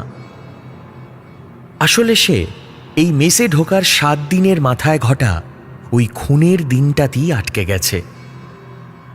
সিধুর প্রতিদিন সকালে আর কিছুই মনে থাকে না, শুধু ঘর থেকে আর বেরোতে ইচ্ছে করে না তার, এবং প্রতিটা রাত কাটে এক প্রবল ভয়ের মধ্যে।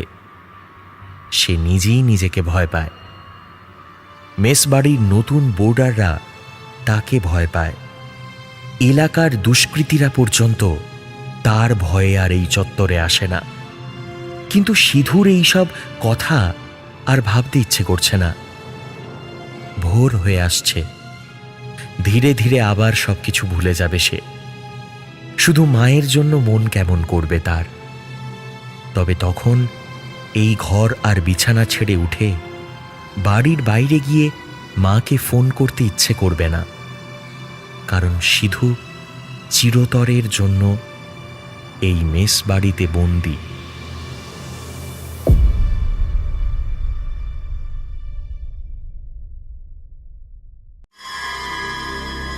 হাড় হিম হরা।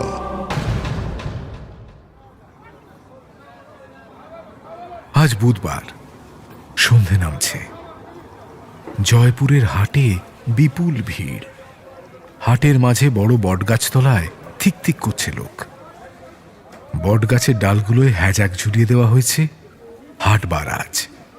সুদূর গাঁগঞ্জ থেকে বহু ব্যবসায়ী আসে, সওদা করে। হাজার হাজার টাকার লেনদেন হয়। এখন এই বটগাছ তলায় ভিড় হওয়ার কারণ এখানে বারগোল কাটা হবে। বড় কচ্ছপকে এখানকার স্থানীয় ভাষায় বারগোল বলা হয়। মারার পদ্ধতিটা খুব নৃশংস। কচ্ছপটাকে জীবিত অবস্থাতেই চিৎ করে শুইয়ে দেওয়া হয়। তারপর একটা ধারালো ছুরি তার পেটের মাংসে ঢুকিয়ে দেওয়া হয়। কচ্ছপটা অসহায় হয়ে ছটফট করে, বারবার খোল থেকে মুখ বার করে, প্রাণ ভয়ে হাত পা ছুঁড়ে। ওই জীবিত অবস্থাতেই তার পেট থেকে ধারালো ছুরি দিয়ে কেটে নেওয়া হয় মাংস। প্রবল রক্তক্ষরণে যন্ত্রণায় কচ্ছপটি নিস্তেজ হয়ে আসার পর তার হাত পা কেটে নেওয়া হয়, শেষে গলা। এই হাটেই তারপর সেই মাংস চড়া দামে বিক্রি হয়। এই ভয়াল নৃশংস হত্যাকাণ্ড সমস্ত হাটুরে মানুষ দাঁড়িয়ে দাঁড়িয়ে দেখে, উপভোগ করে। মোরগ লড়াই দেখার মধ্যে যে অশ্লীল পৈশাচিক আনন্দ রয়েছে, এও তাই। অবলা জন্তুকে তিল তিল করে যন্ত্রণা দিয়ে মারা, তা উপভোগ করা আর যা খুশি হোক মানবিক হতে পারে না। সাতগাঁয়ের উদ্ভব আস এই বারগোল কাটায় বেশ নামডাক করেছে। সে যেভাবে জ্যান্ত কচ্ছপের পেট থেকে নিপুণভাবে মাংস খুঁড়ে আনতে পারে, তা নাকি আর অন্য কেউ পারে না। আজও উদ্ভব একটা প্রকাণ্ড কচ্ছপকে কেটেছে। এ তার 25তম বারগোল হত্যা। অর্থাৎ উদ্ভব আস আজ একাই পৃথিবী থেকে 25টা কচ্ছপের অস্তিত্ব মুছে ফেলেছে। বটতলায় মাংসের জন্য ইতিমধ্যেই হুড়োহুড়ি পড়ে গেছে। রক্তাক্ত হাতটা মুছতে মুছতে উদ্ভব সেই ভিড়ের দিকে তাকালো। পৈশাচিক হাসি লেগে হাতে একতাড়া নগদ টাকা। নবাবগড়ের সনাতন মাছওয়ালা এগিয়ে এসে বলল, ভালোই তো কামানি হলো আজ। হ্যাঁ? উদ্ভব বলল, হ্যাঁ, আজ শালা বারগোলটাও বিশাল ছিল। মালটাকে কিছুতেই সাইজ করা যাচ্ছিল না, শেষে রক চেপে গেল। তোর মতো কত কচ্ছপকে কেটে ফাঁক করে দিয়েছি, আর তুই শালা এত বেগ দিচ্ছিস। ছুরি দিয়ে এফোড় ওফোড় করে দিয়েছি শালা। মাটিতে থুহ করে অবজ্ঞাসূচক থুতু ফেলল উদ্ভব। বারগোল কাটার প্রসঙ্গ উঠলে তার চোখ পিশাচের মতো জ্বলে ওঠে। রাতে হাট থেকে ফেরার সময় বাঁধের রাস্তাটা নিল উদ্ভব। মনটা ফুরফুরে। চাঁদনি রাত, নদীর জলে চাঁদের আলো চিকচিক করছে। বাঁধের কাঁচা রাস্তা ধরে এগিয়ে চলেছে উদ্ভবের সাইকেল। হঠাৎ মাটিটা যেন কেঁপে উঠল। উদ্ভব সাইকেল দাঁড় করালো।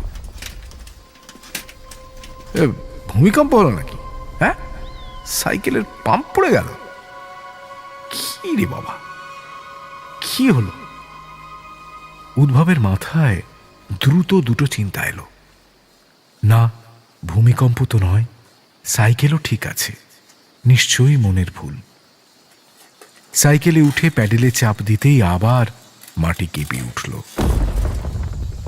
উদ্ভব চমকে পেছনে ফিরে দেখে একটা বিশাল কালো জীব বাঁধের রাস্তা ধরে তার দিকে এগিয়ে আসছে। ওটা কি? আয়তনে একটা পূর্ণবয়স্ক মানুষের প্রায় দ্বিগুণ। বস্তুটা সামান্য কাছে আসতে উদ্ভব বুঝল ওটা একটা দৈত্যাকার কচ্ছপ। তার মুখের মধ্যে সামান্য নিরীহ ভাব নেই, বরং প্রতিশোধ স্পৃহায় চোখ দুটো যেন জ্বলছে। এই জীব এই জগতের বাসিন্দা হতে পারে না। বুঝি অলৌকিক কোনো পৃথিবী থেকে নেমে এসেছে এই কচ্ছপ, তাড়া করেছে উদ্ভবকে। তার পায়ের আঘাতে কেঁপে কেঁপে উঠছে বাঁধের রাস্তা। উদ্ভব প্রাণ ভয় সাইকেলে উঠল, প্যাডেলে জোরে জোরে চাপ দিল। এই শেষ শরতেও তার কপাল ঘেমে উঠেছে। সে যত জোরে সাইকেল চালাচ্ছে, পেছনে গতি বাড়ছে ধাওয়া করা কচ্ছপটিরও।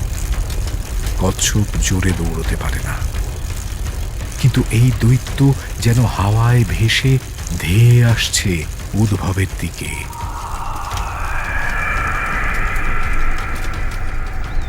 যেন উদ্ভবকে ছিন্ন ভিন্ন না করে ফেলা অবধি তার শান্তি নেই। বাঁধের একটা গর্তে পড়ল উদ্ভবের চাকা। মুহূর্তে সাইকেল থেকে বেসামাল হয়ে ছিটকে পড়ল উদ্ভব। প্রায় ২০-২৫ ফুট পাথরের উপর গড়িয়ে নদীর ধারে থকথকে কাদায় পড়ল। চোখের সামনে নেমে এলো অন্ধকার। কতক্ষণ এভাবে পড়ে আছে উদ্ভব জানে না। খানিক পরে জ্ঞান ফিরতে দেখল তার মাথা থেকে গল গল করে রক্ত বেরোচ্ছে। হাত পা নাড়ানোর ক্ষমতা নেই। উদ্ভব বুঝল তার কনুই হাঁটু সব ভেঙেছে, কিন্তু পায়ের কাছে একটা তীব্র যন্ত্রণা। কিসের কিসের যন্ত্রণা? ঝাপসা চোখে উদ্ভব পায়ের দিকে তাকালো। সে দেখল তার গোড়ালি থেকে কামড়ে কামড়ে খেতে শুরু করেছে দুটো প্রমাণ সাইজের কাছিম। যন্ত্রণায় পা দুটো ছিঁড়ে যাচ্ছে, কিন্তু কিন্তু বাধা দেওয়ার ক্ষমতাও নেই। জ্যান্ত মানুষকে ছিঁড়ে খুঁড়ে ভোজন সারছে দুটো কাছিম। চাঁদনি রাতে লক্ষ কোটি নক্ষত্র আকাশ থেকে দাঁড়িয়ে দাঁড়িয়ে সে দৃশ্য দেখছে।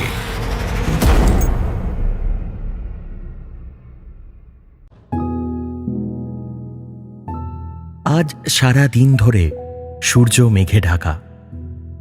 শ্রেয়া আর তার বন্ধুরা মিলে ভগবানের কাছে খুব করে প্রার্থনা করেছে বিকেলে স্কুল ছুটির আগেই যাতে সারা আকাশ ছেপে বৃষ্টি আসে, তাহলেই আজকে তাদের মেহুলদির বাড়িতে গান শিখতে যাওয়াটা পণ্ড হয়ে যাবে।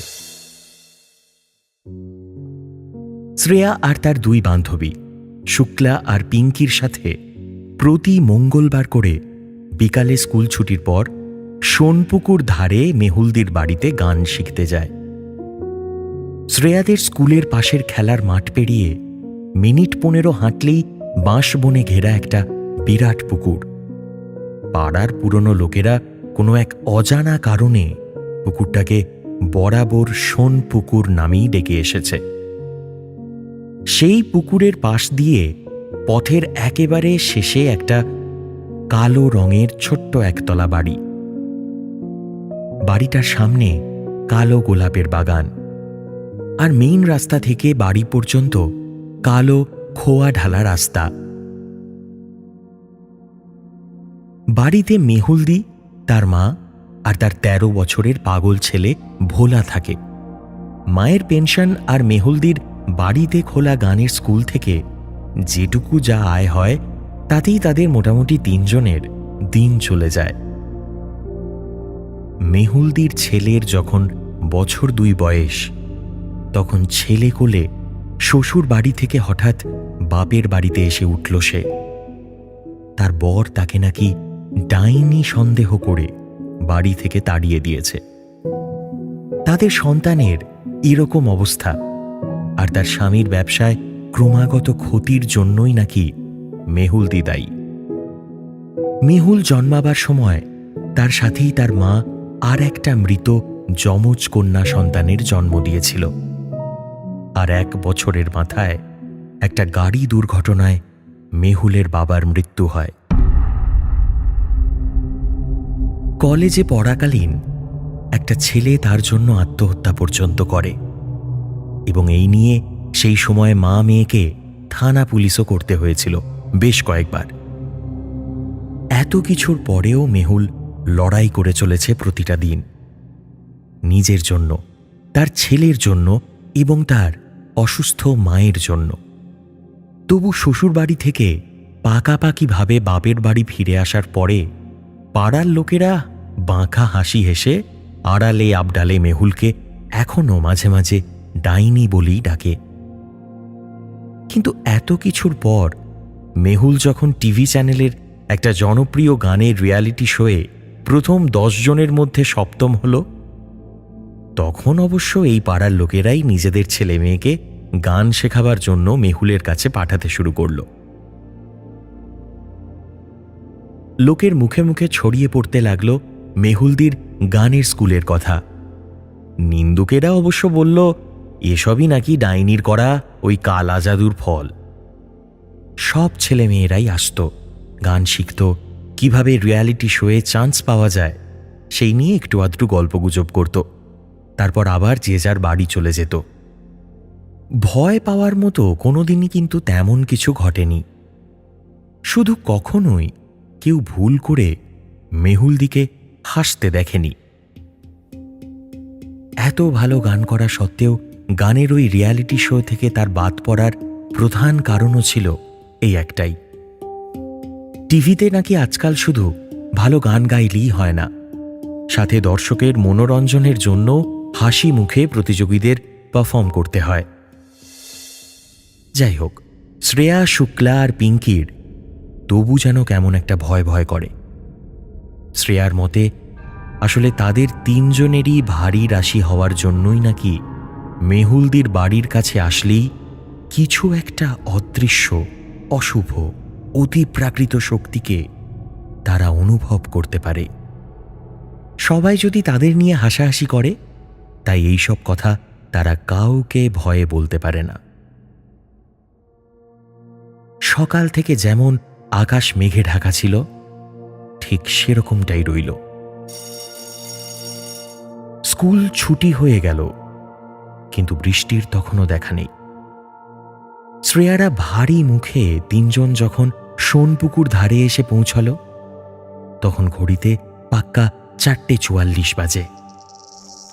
বাঁশবন আর পুকুরের মাঝের ওই সরু কালো খোয়ার রাস্তা দিয়ে যেতে যেতে প্রতিবারের মতোই তাদের একটু শীত শীত করতে লাগল, আর একটা পচা আষ্টে গন্ধ নাকের চারপাশে গাঢ়ভাবে ছড়িয়ে পড়ল। মেহুলদের বাড়িতে শ্রেয়ারা পা রাখার সাথে সাথেই শুরু হলো প্রবল বৃষ্টি। ওদের এবার নিজেদের ওপরই ভীষণ রাগ হতে শুরু করল। ইস, স্কুল ছুটির পর স্কুলে আর একটু দাঁড়িয়ে গেলেই আজকে আর তাদের গান শিখতে আসতে হতো না। মঙ্গলবারে এই বিকেলের ব্যাচটায় তারা 3 জন ছাড়াও আরও একটি মেয়ে ও 2টি ছেলে গান শিখতে আসে। বৃষ্টি যেভাবে বাড়তে শুরু করেছে, তাতে বাকিরা কেউ যে আজ এসে পৌঁছতে পারবে এটাও বলা যায় না। সারা বাড়িতে মনে হচ্ছে যেন কেউ নেই। শ্রেয়া একটু ভয়ে ভয়ে চেঁচিয়ে মেহুলদিকে ডাকল, কিন্তু বাড়ির ভিতর থেকে কোনো সাড়া শব্দ পাওয়া গেল না। 3 জনেরই ভয়ে গলা শুকিয়ে আসছে। বন্ধ জানালাটার বাইরে দিয়ে মুষলধারে বৃষ্টির সাথে সাথে মেঘ ডাকার একটা ঘন আওয়াজ ভেসে এলো। মোমবাতির আলোতে দেওয়ালে নিজেদের ছায়াগুলোকেও কেমন জানি অচেনা মনে হচ্ছে ওদের। এমন সময় পাশের ঘর থেকে একটা খ্যানখ্যানে গলায় কেউ বলে উঠল, মেহুল ছেলেকে নিয়ে ডাক্তার দেখাতে গেছে, তোমরা একটু অপেক্ষা করো। শ্রেয়ারা কোনোদিন মেহুলদির মাকে সামনে থেকে দেখেনি বা তার গলার আওয়াজও শোনেনি। পাড়ার অন্যদের মতো তারাও শুনেছে মেহুলদির মা প্রায় গত 1 বছর ধরে সম্পূর্ণভাবে বিছানায় শয্যাশায়ী, এমনকি সারা শরীর প্যারালাইসিসের ফলে সে কথা পর্যন্ত বলতে পারে না। শ্রেয়ারা ভয়ে দরদর করে ঘামতে শুরু করেছে। তারা কিছুতেই বুঝতে পারছে না মেহুলদির অসুস্থ মা, যার কথা বলার শক্তিটুকুও নেই, সে ছাড়া যদি বাড়িতে আর কেউ না থাকে, তবে পাশের ঘর থেকে এমন পরিষ্কারভাবে কে কথা বলল। 3 জনের মধ্যে শুক্লা ভয়ে ছিটকে ঘর থেকে বেরিয়ে যেতেই ঘরের দরজাটা আওয়াজ করে বন্ধ হয়ে গেল। কিন্তু শুক্লা মেহুলদির বাড়ি থেকে বেরোতে পারল না। শুক্লা দেখল বাড়ির মূল ফটকটিও বাইরে থেকে কেউ বন্ধ করে দিয়েছে। শুক্লা এবার অন্ধকারের মধ্যে একবার বাইরের মূল দরজা আর একবার গান শেখার ঘরের দরজায় জোরে জোরে ধাক্কা দিতে লাগল।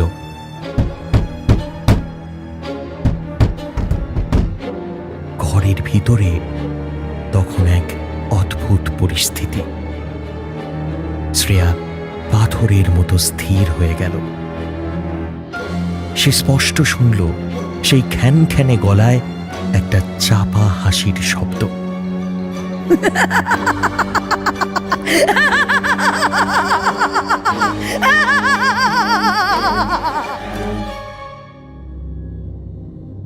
ঠিক এমন সময় ছেলে কোলে বাড়ি ফিরল মেহুলদি। বাইরে ততক্ষণে বৃষ্টি থেমে গিয়েছে। কাকতালীয়ভাবে কারেন্টও চলে এলো তখনই। মেহুলদিকে দেখি শুক্লা ছুটে গিয়ে তাকে জড়িয়ে ধরল। শ্রেয়াদের মুখে সব কথা শুনে মেহুলদি অনেকক্ষণ মাথা নিচু করে বসে রইল। মেহুল সবই বুঝতে পারছে, এই সবই তার সেই মৃত যমজ বোনের কাজ। মেহুলের জন্ম থেকেই এই মৃত যমজ বোনের অতৃপ্ত আত্মা মেহুলকেই দায়ী করেছে তার মৃত্যুর জন্য। তাই সে প্রতিনিয়ত মেহুল আর তার আশেপাশের মানুষজনের জীবনকে করে তোলে বিভীষিকাময়। সেটা তার বাবাই হোক, কি কলেজের প্রেমিক, বা ব্যবসায়ী স্বামী, কিংবা বিছানায় থাকা শয্যাশায়ী মা। আর ইদানিং কালে তার নজর পড়েছে মেহুলের গানের স্কুলে গান শিখতে আসা ওই 3 ছাত্রীর ওপর।